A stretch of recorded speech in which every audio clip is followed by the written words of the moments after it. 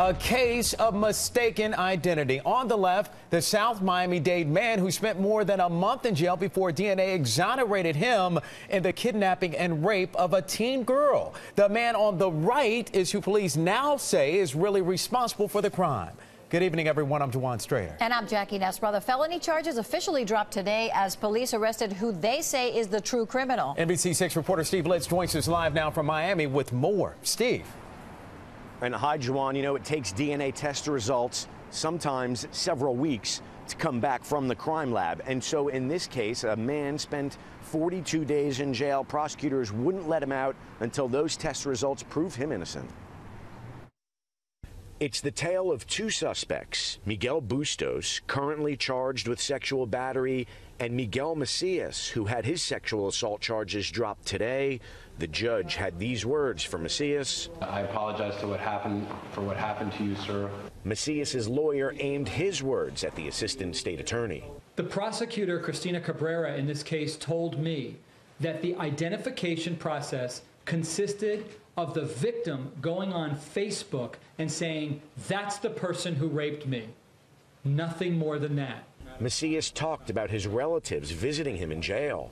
When you got to talk to them through a phone and through a glass, that's what gets to you the most.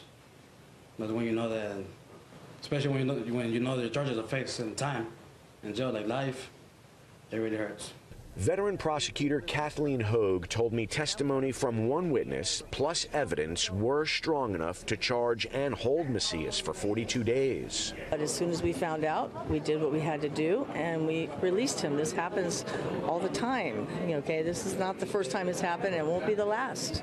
Many would agree the two men do look alike, but Eiglarsh insists the Facebook identification was insufficient. Macias had text messages proving his alibi, and his tattooed arms and hands should have been an easy way for the victim to identify her attacker. Eiglarsh wonders if investigators even asked the victim about the tattoos. I suspect the detectives never did that. That could have stopped his incarceration right away. Sometimes you're darned if you do and you're darned if you don't, you know. If we had not arrested him and something had happened, you all would be asking me a different question. So, you know, it's a judgment call.